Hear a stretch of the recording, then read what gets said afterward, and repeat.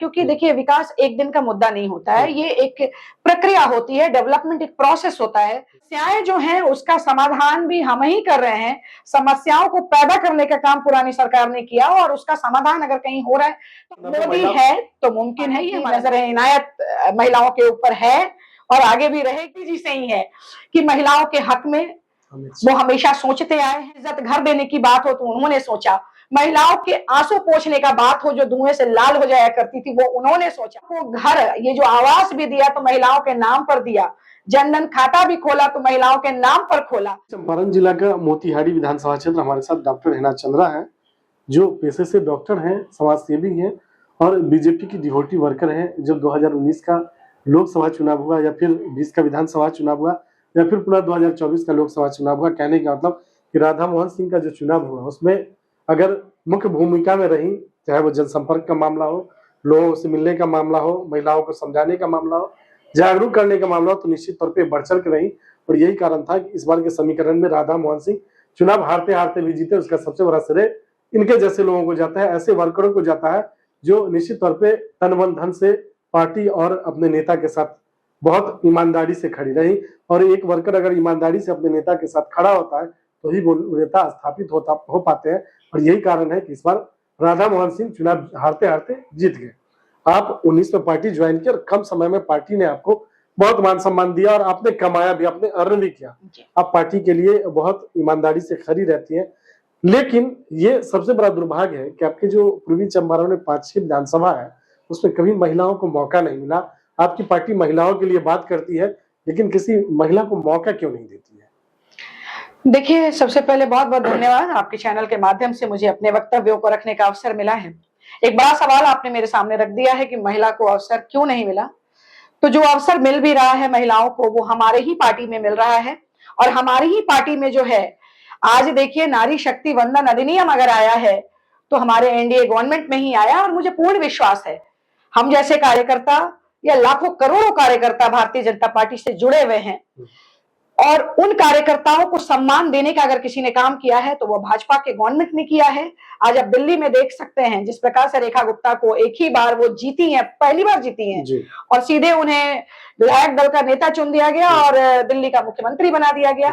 तो मुझे पूर्ण विश्वास है कि पार्टी की नजर इनायत महिलाओं के ऊपर है और आगे भी रहेगी। और पक्का महिलाओं को तो प्रमोट किया ही जा रहा है और अब तो 33% के ये में हम लोग आने भी जा रहे हैं।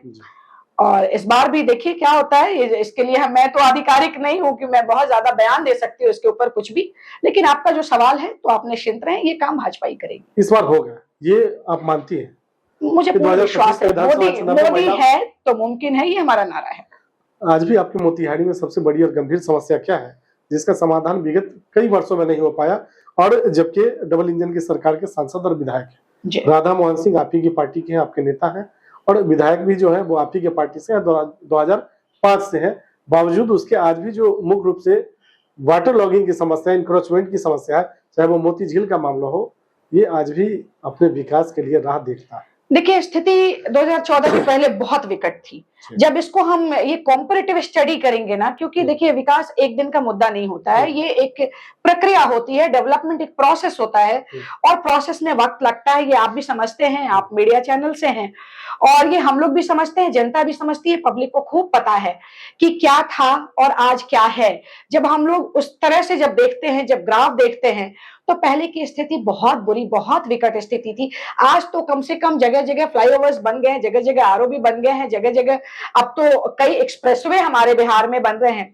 तो समस्याएं जो हैं उसका समाधान भी हम ही कर रहे हैं। समस्याओं को पैदा करने का काम पुरानी सरकार ने किया और उसका समाधान अगर कहीं हो रहा है तो हमारी गवर्नमेंट में हो रहा है। और आप जब मोतिहारी आए होंगे तो पिपरा कोठी से ही आपको विकास नजर आ रहा होगा। वो कृषि विज्ञान केंद्र हो, अनुसंधान केंद्र हो या मदर डेयरी हो या सेंट्रल यूनिवर्सिटी हो, कई चीजें आपको देखने को मिली। यहाँ का रोड्स भी अब बहुत बढ़िया हो गया, जगह जगह बन रहा है। हाँ, वाटर लॉगिंग की जो समस्या है तो प्रॉपर ड्रेनेज सिस्टम के लिए इस बार हमारी गवर्नमेंट ने 750 करोड़ की योजना अभी नगर निगम के द्वारा प्रस्तावित हुआ है और बहुत जल्द वो काम भी धरातल पे नजर आएगा। तो ऐसा आप नहीं कह सकते कि राधा मोहन जी ने जो काम किए हैं वो राधा मोहन जी ने ही किया है।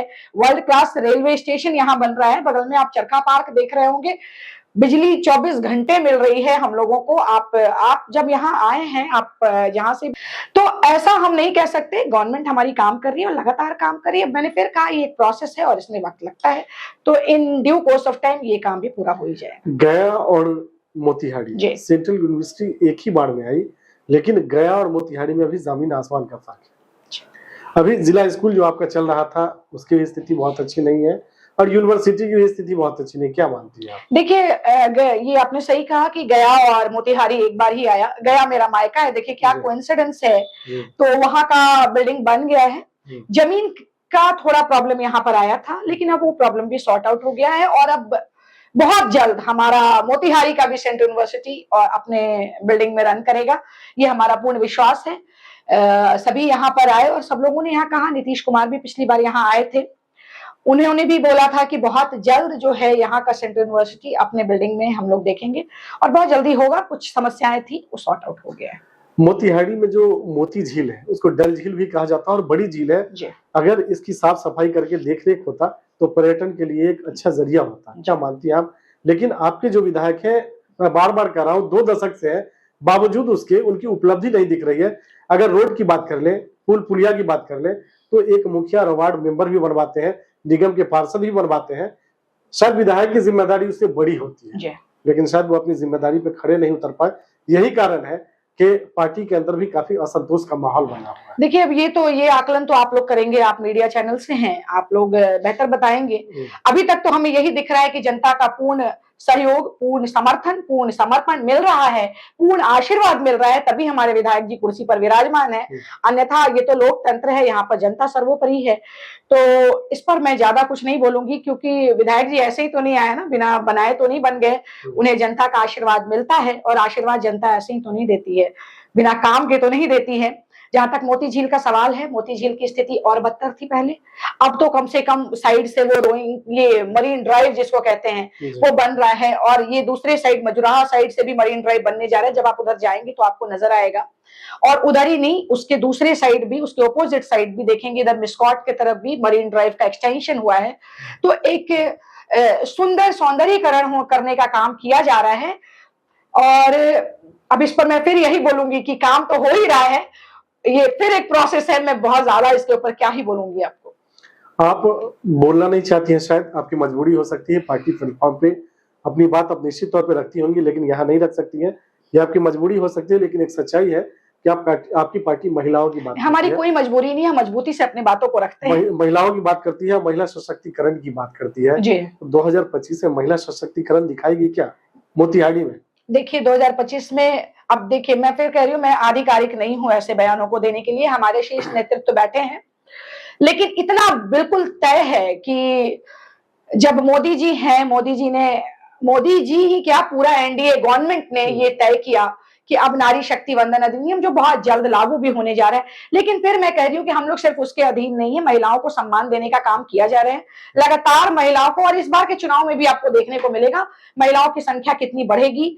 और मुझे पूर्ण विश्वास है और उम्मीद भी अपने माननीय नरेंद्र भाई मोदी जी से ही है कि महिलाओं के हक में वो हमेशा सोचते आए हैं।